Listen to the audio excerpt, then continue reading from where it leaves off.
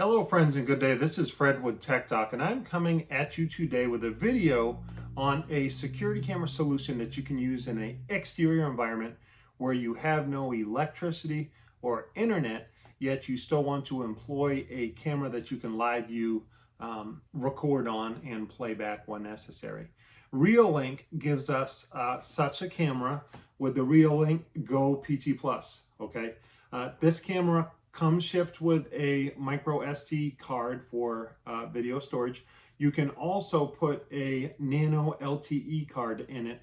The one that we're going to demonstrate with is by T-Mobile, and they work fine. Okay, the built-in battery can actually hold a charge in standby mode for up to a week, which is pretty remarkable. Most people, these types of cameras, we record on motion. And that type of stuff. You can also order in an environment without electricity a solar panel. Okay, Reolink has solar panels. It comes with a USB cord that you can plug into the camera to keep that battery charged up. Obviously during the day it could run off of this when there's sunlight. It's an exciting product. Let's get into it now.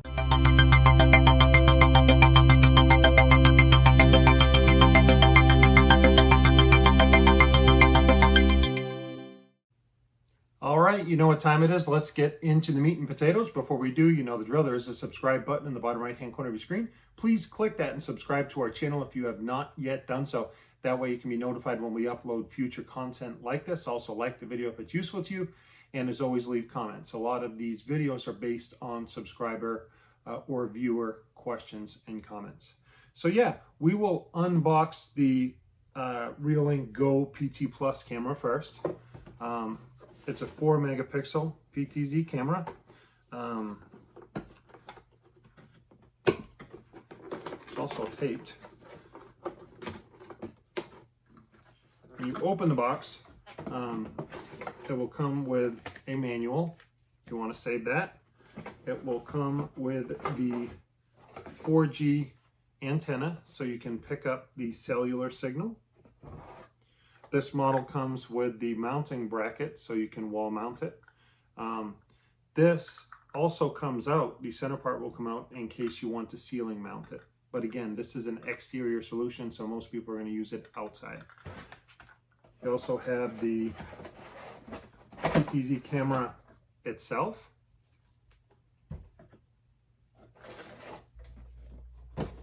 The charging cord for the solar panel. And also a strap, if you want to strap mount it to a tree or something like that.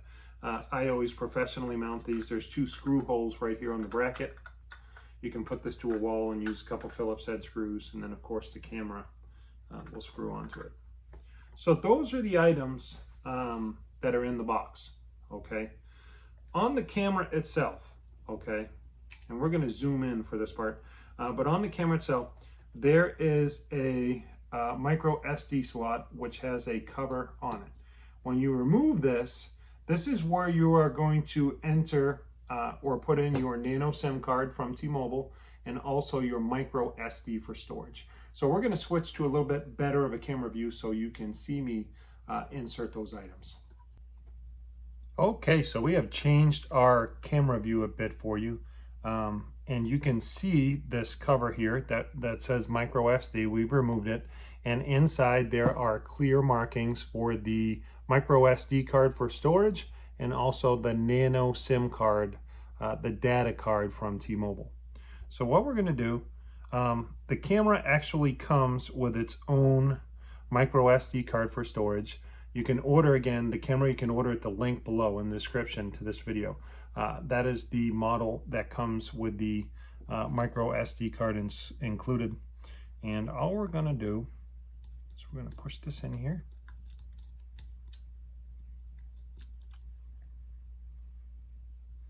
With the gold part up, okay? Gold part has to go up. And I'll use some scissors just to poke this in until I hear a click. Okay? And the micro SD card, which is used for storage, is in there. Okay, now we have our T-Mobile nano SIM card, and what we're going to do is break this portion off. And again, this is the part that goes into the camera, okay? This one is going to go with the gold down, facing down, okay? So we'll put that in here, and we'll do the same thing with our scissors. We'll push until we hear a click, just like that, okay? So the micro SD, to cover it again, is going to store video in the event of motion, okay? The nano SIM card is what provides you cellular reception to connect to the camera because it's in a remote environment, right? So we put those two things in. We want to make sure we put the weatherproof cover back on firmly, just like that. And this is your camera, guys. Once you install it, you'll take this this film off that protects the IR illuminators and the lens. Obviously, we'll leave that on for now. The bracket you will mount. Again, there are two screw holes right here, and you can mount this to the wall like so, and the camera just screws on, right? Just like that, and it would sit like so. You would want to put your antenna on here. All of this stuff is IP67 weather rated, so you can mount this outside and it will be waterproof. Once this is on, it kind of sits like this. It's nice and firm, and your camera would work like so, okay? Now the solar panel, we talked about the solar panel that came with the kit. When you open that up, it also comes with its own manual. This is your solar panel. It comes with a bracket that you also can wall mount. I'll show you how that screws in here in a minute. Let's loosen this up. So this would screw into this hole, like so. Once you do that, you can mount this using the holes to the tree or wherever you can in the environment to get sunlight. The USB end of the solar panel would plug into your power cover right here in your camera, okay? Hopefully you can see that right there. This plugs into there. You want to put in your waterproofing. You can see the green there, and you're good to go. Okay. Again, these batteries in standby mode can last several days, so you don't have to worry about a cloudy day or a snowstorm or anything like that. What I'm going to do now, I'm going to actually mount this camera up, and we are going to connect it using the Reolink phone app. All right, here we are in our app store, and you can see there's a Reolink app. It's right here in the middle. We're going to go ahead and get that. Once we download this, we will be able to scan in the serial number of the camera, and it will link it to the phone app. So let's go ahead and do that.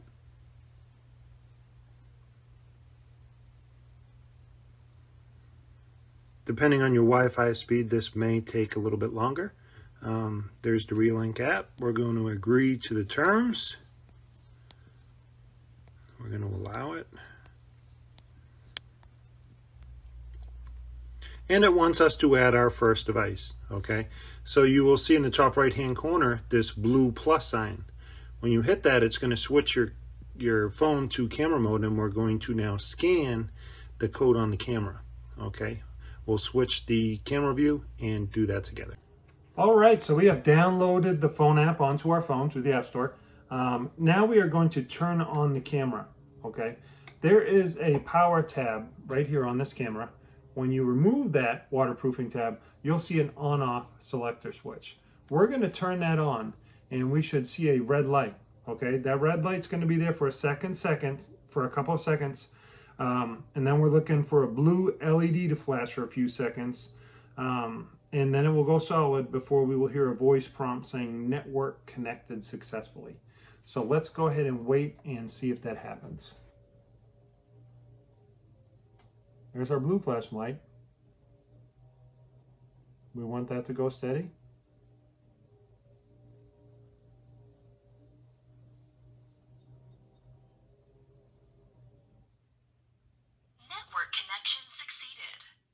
All right, just like it said, we're connected to the network. Now we're going to scan this into our phone app using the barcode, okay, that's on the camera. So let's go ahead and do that. All right, so we have downloaded the phone app. We have inserted the SIM card from T-Mobile, and now we are ready to add our camera to the phone app. To do so, there's a plus sign in the top right corner of your screen. You're going to hit that, and you are going to scan the QR code on the camera, and it will add your device. You can see here it's connecting.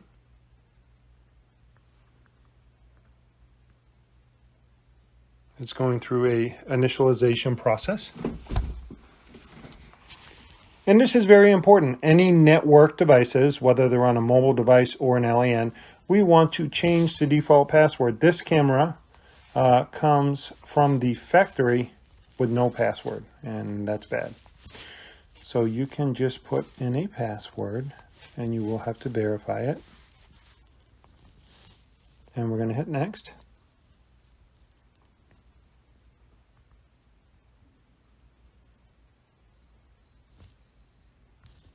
We can name the device, so we'll do Reolink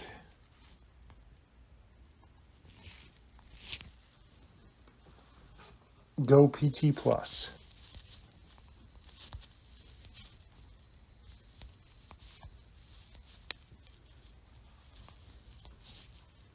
And we'll hit next.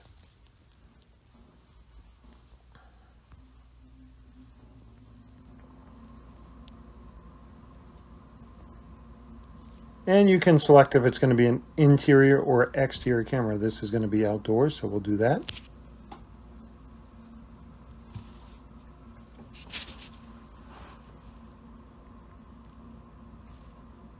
And if any of these apply, you want to rethink your location. If it's pointing at frequently moving objects, if it's pointing in the strong light, close to strong signal interference such as power lines, hot heat sources, or a mirror. Okay, you want to try to avoid those. Obviously, most places are going to have some moving objects, and there's only so much you can do to avoid that. So, it says initialization is finished, and we can go ahead and hit the finish button. All right, folks, we are in the Reolink app. As you can see the picture from our camera. It is employed out on the back porch. We have installed it with the phone app. It says not connected, so we are going to have to touch the picture to connect it. It will also show the 4G signal you see in the bottom left-hand corner of the screen. Looks strong, and our battery strength is about halfway. Okay, this is running, of course, off of solar panel, and we do have it connected to a 4G network. So essentially this is running without power and without internet. So let's touch the screen and the camera should go live, and we can go over the PTZ controls of the Go PT Plus quickly. Down in the bottom of your screen, you'll see 4 icons. One of them is the PTZ control. When you tap that, the PTZ joystick will appear, and you can move the camera right, left, up, down using this. There's a white dot in the middle. You just drag it in the direction you want the camera to move. So we're going to touch that white circle and drag to the right. And there you will see the camera moves to the right. We can also do so to the left. And then, of course, up and down. There's down. We'll go back up. Not that far up, though.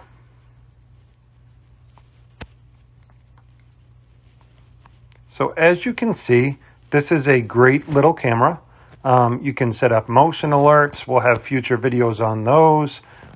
You can change your frames per second and your resolution, and do a whole bunch of stuff with this. They're also 2-way audio, so if you wanted to hear what's going on, you could enable the speaker there on the left beside the pause button.